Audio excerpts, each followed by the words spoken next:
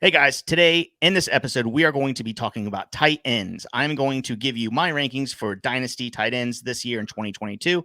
You don't want to miss it. We talk about Kyle Pitts, George Kittle, a lot about Kelsey, Noah Fant, all those guys, everybody that you want to draft. We're going to talk about it in this episode, so stay tuned. If you haven't already, make sure you subscribe to our YouTube channel if you're listening or watching on YouTube. If not, just subscribe wherever you're listening or watching. We appreciate it.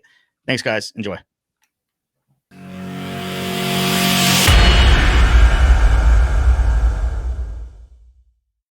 All right, Clayton. Today we are talking about some dynasty tight ends, dynasty rankings as far as tight ends go. Look, I don't think anybody does enough research on tight ends. After the first couple of guys, it's like a dartboard, right? I just want to give you a couple that I want to give you my opinions on some of these guys. I mixed them up a little bit. I don't have really what the consensus has, and I have it there for a reason. I'll get right into it. I'll give you my top 12 dynasty tight end rankings. Is that good enough for you? Yeah, that's all I want to hear. All right. I don't like any of them, but yeah, let's go. Yeah, after 12, I'll be honest with you. Literally, you can draft your cat and it wouldn't really matter. Exactly. All right. So let's go. Number 1, Travis Kelsey. Number 2, Michael. What's his name? Mark Andrews. Jesus, Dale.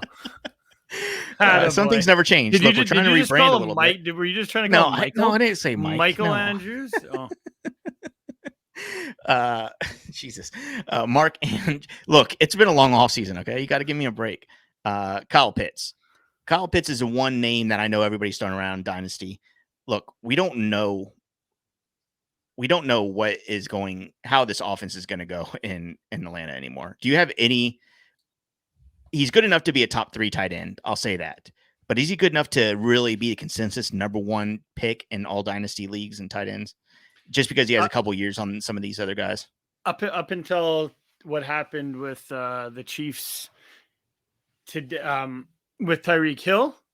Now that Hill's out of town, I think Kelsey is definitely the number 1.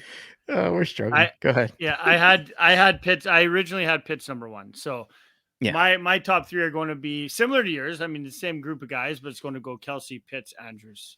I do like Pitts. Pitts at that number 2 spot. He's going to get targeted heavily. With no Calvin Ridley, right? No Calvin Ridley. Yeah, I mean, he should be a focal point in that offense, right? Yeah, we'll see. We'll see what Mariota is going to bring to the table too. Do we already know what he's going to bring to the table? Have we seen the best of Mariota? No, I don't think we have. That's the thing. I do not think we have. I've always liked Marcus Mariota. I don't know. We'll see. I don't have enough faith in Marcus Mariota to put a tight end, even if he's a pass catching tight end, ahead of some of these other guys. Darren Waller, George Kittle is number 5. TJ Hawkinson 6. This surprises a lot of people. I think Dawson Knox at 7. Buffalo Bills Dawson Knox. Look, I know that Buffalo has made some moves. They lost a couple and gained a couple of skilled players this offseason. I think what Dawson Knox has showed us before his injury last year, he's a stud. And if Josh Allen continues to feed him, there's no stopping him. I mean, he's a great tight end. He's a stud, but at the same time, adding OJ Howard to the mix now too. I'm moving him down a couple pegs just because of the additions that they did make. You know, Jamison Crowder coming in. They got OJ Howard. I mean, this is a heavily pass heavy offense. So I just don't. I don't see him replicating the production he had last year. I'm not afraid of OJ Howard. Look, has there ever been a player that has been better after he leaves Tom Brady? Like, if Tom Brady can't fix you, you're not going to get any better. Look at how many weapons the Bucs had, man. But if he was good, he was starting to come on. But I mean, you got Gronk there. Brady's not looking your way when you got Gronk playing the same position as you. Right. Yeah. Good point. Okay. Gesicki, Dallas Goedert, Freiermuth, Noah Fant, and Dalton Schultz. I'm telling you right now, I'm pushing Schultz up. I'm pushing Fant probably outside my top 12. Why? Maybe even that's a bad situation for him to walk into. Seattle. Yeah. Having DK Metcalf there, he got Tyler Lockett there. I mean, sure, you got I guess if you could call it the chemistry with Drew Lock, if he's even going to be the quarterback. Sure, I right. mean, we could see Baker Mayfield there, maybe. Who knows, right? Like to me, there's too many unknowns there, and there's too many alphas there. You know what I mean? I don't see that Fant's going to be able to step in and produce in that offense very well, especially like I said with the two guys that are there already, Metcalf and Lockett. The fact that he's so young too, I think bumped up my rankings for him. Look, when I'm Fair. doing dynasty rankings, I don't know. I know a lot of people look at age first, which is crazy, and don't scream at me because I know a lot of people do. In this case, Kyle Pitts, but you have to put Fant up there, knowing that he has a couple years on a lot of these other guys here, right? George Kittle scares me the most. I put him at number 5. Either he's going to ball with Trey Lance, or he's going to get knocked down to a top 6, 7, 8 tight end. Does it not worry you that we could, like, technically with all the changes that have been made, we could almost have a new, say, top, maybe not 1, but from 3 down, we could have all new faces up there. All those other guys with the like you said, with the Pitts, with the Kittle, and even Andrews. Those guys could get replaced by guys such as you look at a guy like I'm really high on Dalton Schultz. Do I think there's a chance that he can get into the top 3? Unlikely, but the opportunity is going to be there. Same thing with Darren Waller now too. I mean, I understand you got the big name in town now with Adams there, but where's the coverage going to go to, right? It's not going to go to Waller anymore like it was last year. It's going to go to Adams. So now you're going to be a lot of one-on-one.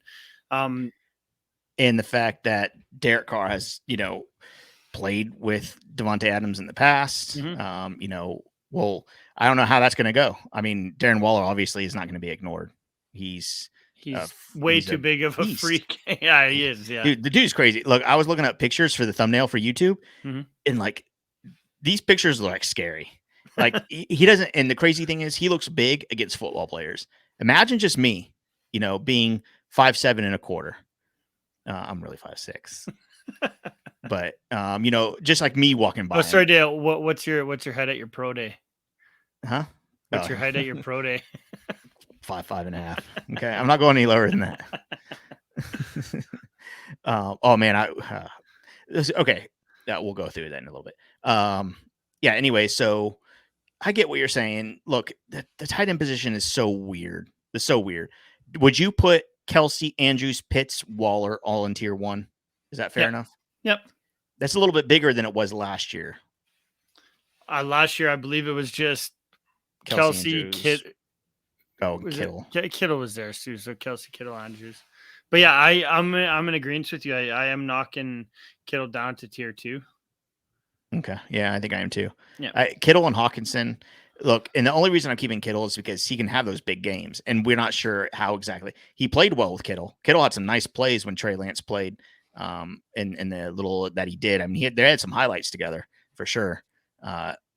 It's going to be interesting to see how involved Kittle is in this run game. As good as a pass catcher he is and playmaker that he is, he's an all-around good tight end. He's one of the best blocking tight ends in the league as well. So, pick your poison.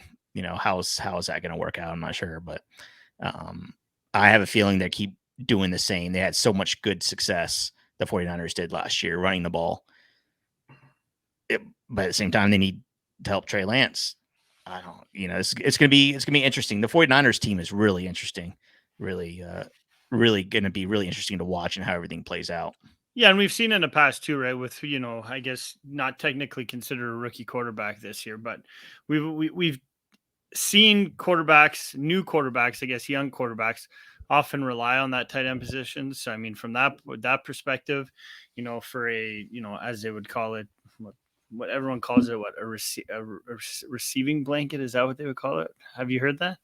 I was reading it I was reading it the other day on Twitter. I was like, it's the stupidest thing I've ever heard, but I guess I just said it. So, but it relies on that, safety blanket. That safety blanket. That's what it is. Yeah, They maybe say, wait, hold on. Is that what it is, or is that what you no, read? it's safety blanket. Okay, I so have you read too many, safety I have too many kids, guy. That's the problem. Fuck. I'm mixing fucking my kid stuff into fantasy football now. Good lord. Cool. All right. So safety blanket, not Safety receiving blanket. not receiving blanket. Receiving blanket, I think, is something when babies are delivered and they We take got that many blanket. of those. We got many of those. Anyways, how many get kids do you back have into it. 4. Sheesh. And no more, I'll tell you that much. 4, no more. Gotcha. No more. But I thought you said 3 and not me. Trying to return 1. Apparently, it doesn't work that way. All right, Clayton. So just to recap really quick, look, our tight ends are so weird, but my dynasty tight ends, my rankings for the dynasty tight ends. Am I saying that right? That doesn't sound right. But it's Kelsey, Andrews, Pitts, Waller, Kittle, Hawkinson, Knox, Gasecki, Goddard, Freiermuth, Fant, and Schultz. If you love me and you trust me, that's exactly how you would draft it. Don't do it. Thanks, guys. Hey, if you haven't already done so, make sure you subscribe to our YouTube channel. If you are watching on our YouTube channel, just click the little subscription and the bell whenever we go live, because we will be going live. We'll be doing some long form content. But also, if you're just listening or you're not listening, go to YouTube, iTunes, Spotify, all that stuff, subscribe. And it helps us out some way, somehow. I'm not really sure how yet, but I think it makes us money if you do that stuff. So make sure you do it. Thanks.